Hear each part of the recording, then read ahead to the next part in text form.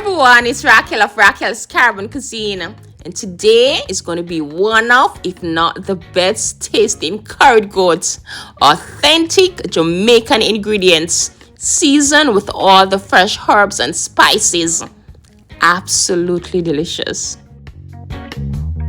Okay, so in this bowl I have these beautiful, really nicely washed goat meat, and this is about 4-5 pounds, and I'm going to season this nicely because I did mention this recipe would be one of, if not the best. So the first thing I'm going to do now, I'm going to season with some salt. Now in with my favorite, this dry jerk seasoning, and this consists of the finest ingredients: ginger, cumin, allspice, garlic with little or no salt, no MSG, and that hint of spice. Really nice. I'm also going to add some Cajun seasoning, but you're just going to use what you have, and you're just going to season your meat nicely. Okay, now in with the stars, this hot and spicy goat curry powder, also in with some Jamaican better pack curry powder, and also in with some Trinidad chief curry powder, the best of both worlds.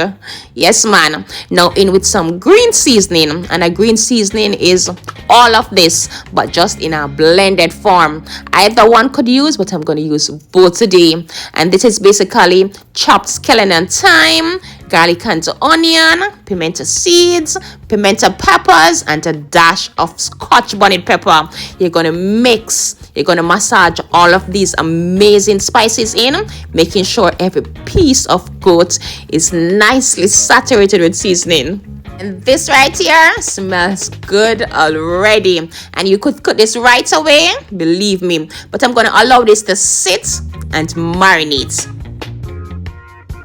Now fast forward to the very next day. Yes, I went ahead and chopped some garlic and onion. Now to my pot, I'm going to add some cooking oil, not much. Then I'm going to saute the garlic and onions, which kickstart the flavors. Then in with some curry powder. Yes, and I'm going to toast the curry powder, igniting the flavors from the curry grains. And you really don't want to skip out on this part. This really set the stage for amazing flavor. Now in with the well-seasoned goat meat.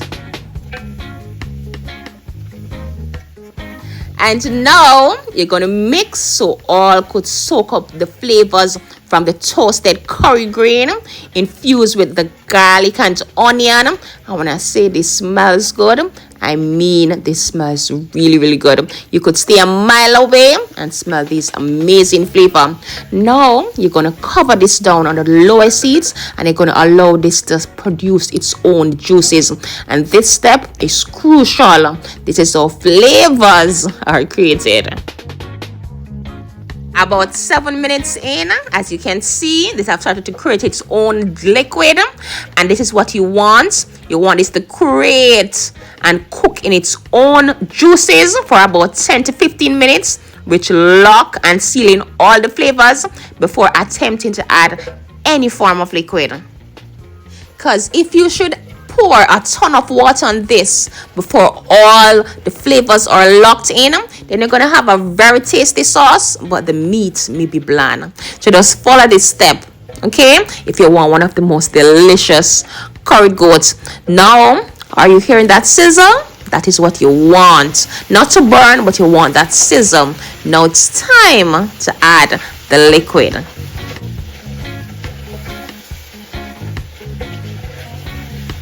So now, as not to drop the cooking temperature, I'm going to add some hot water, and you want to add enough so all the meat will be covered. And when it comes to a boil, I'm going to lower the heat to its very lowest, and I'm going to cover this, and I'm going to allow this to cook for about 1 to 1.5 hours, or until it's nice and tender. And for a quicker time, you could always add this to your pressure cooker. So about 1 hour and 20 minutes later, I'm going to show you how amazingly tender the meat is. Now it's time for the final phase. This smells really nice. Now I'm going to add some chopped potatoes, which is very optional. Also some pimento peppers, scallion and thyme, and a whole Scotch bonnet pepper. You're going to taste, you're going to make sure the flavors are nice.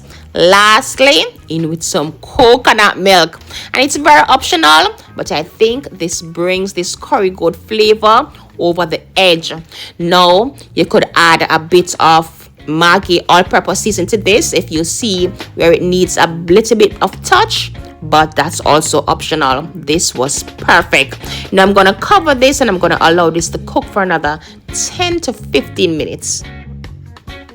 Total cooking time for about 2 hours, and this was worth every minute. Perfectly done.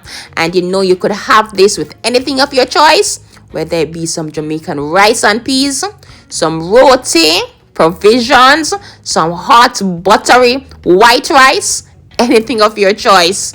I gave this a solid 10. Absolutely delicious. A full written recipe will be listed down below in the description box, and I want to thank you so very much for watching.